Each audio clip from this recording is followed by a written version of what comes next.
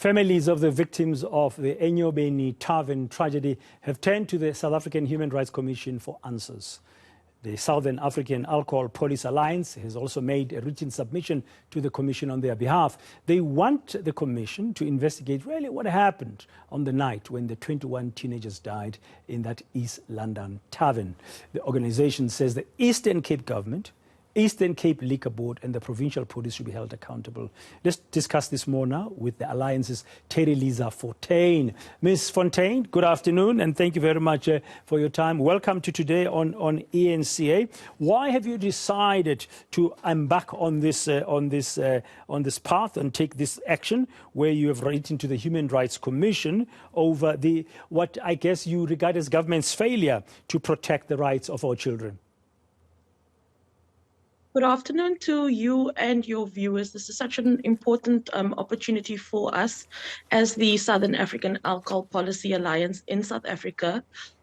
We are a public health NGO working to reduce alcohol harm. So this, of course, was a very important matter for us. And we actually lodged a complaint with the Human Rights Commission in June because we do believe that South Africans all have the right to safety and security.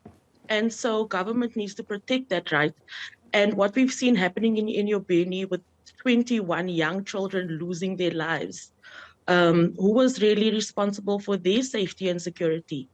They were under the age of 18. It's illegal to purchase or consume alcohol when you're under the age of 18. And so government must answer for that. They must be held accountable. So we've lodged our complaint and yes? Yeah, you've lodged your complaint with the Human Rights Commission. What do you want the Commission to do?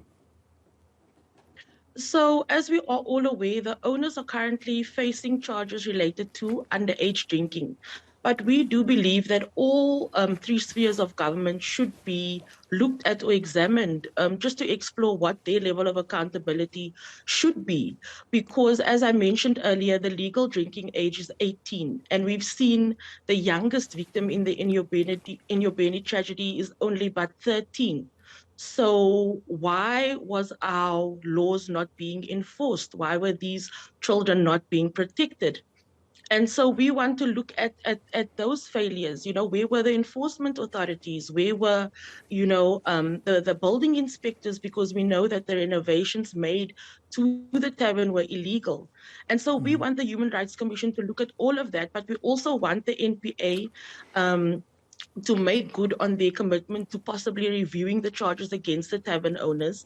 And then I also just want to clear up that we lodged the complaint with the Human Rights Commission, and we've been engaging with several organizations in East London, including the organization started by the family and the South African Council of Churches, because we all have a common interest in ensuring justice for the Enyobeni 21 and making sure that those that need to be held accountable for those lives lost are held accountable. Yeah, so you're seeking justice and you want people to be held to account. Has the Human Rights Commission responded to your submission? What have they told you they'll be doing next in their investigation? So we have lodged the complaint. We actually delivered it in person to the person who deals with the communications with Sani Baloy, and they've acknowledged receipt of our complaint, and we followed up with several letters, and they have acknowledged receipt of those letters. We are waiting to find out from them when they anticipate their investigation will conclude and any other progress that they can share. But we do know it is a tough job that they have, ahead to investigate this matter. And we're looking forward to them concluding the investigation and sharing those recommendations with us. Yeah, and with the rest of the country as well. You've mentioned that you are also collaborating with family members. I wonder what is their state today as this matter is still going on. It's before the courts, but also you are now escalating this matter to be looked at from a human rights perspective. Are families still struggling without closure? Because the bigger question is exactly what happened that night when the 21 of the teenagers died. Yes, so as I said earlier, we have a common interest. I don't think any South African would like to see a repeat of this tragedy.